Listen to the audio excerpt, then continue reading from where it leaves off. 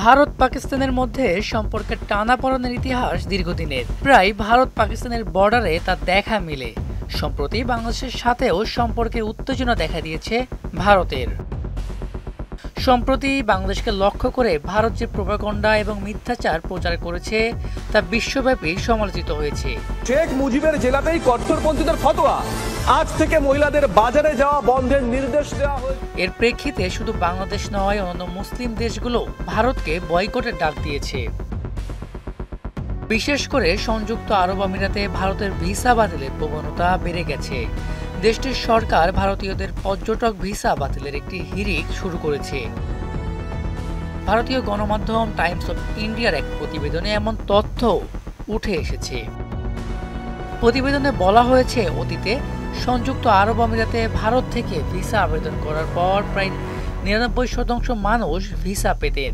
তবে সম্প্রতি আমিরাত সরকারের নতুন নীতি কার্যকর হয় ভিসা বাতিলের হার ব্যাপকভাবে বৃদ্ধি পেয়েছে। এই পরিবর্তনের কারণে ভারতীয় পর্যটকেরা হতাশ ও আর্থিক ক্ষতির সম্মুখীন হচ্ছে। নতুন নীতির আওতায় যারা আমিরাতে পর্যটন করতে যাবেন তাদেরকে আরও কঠোর নিয়মের মধ্য দিয়ে যেতে হবে। এখন থেকে পর্যটকদের হোটেল বুকিং এবং বিমানের টিকিটের কপি জমা দেওয়া বাধ্যতামূলক করা হয়েছে। যারা স্বজনের বাড়িতে থাকতে চান তাদের সে সম্পর্কে যথাযথ তথ্য ইমিগ্রেশন কর্তৃপক্ষের কাছে জমা দিতে হবে।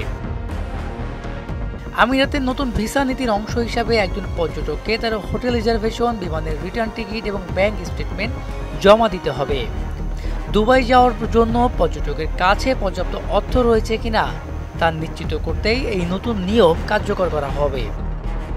নতুন এই নিয়মে ভারতীয় পর্যটকদের জন্য ভিসা প্রক্রিয়া আরও কঠিন হয়ে পড়েছে এবং তারা আর্থিক ক্ষতির সম্মুখীন হচ্ছে। ভারতের বিরুদ্ধে মুসলিম বিশ্বে উত্তেজনা, বয়কটের কণ্ঠস্বর বৃদ্ধি পাওয়ার ফলে আন্তর্জাতিক পরিপ্রেক্ষিতে ভারতের নতুন চাপ তৈরি হতে পারে বলেও ধারণা করা হচ্ছে। মিসবাহ রহমান, মোহনা ডিজিটাল।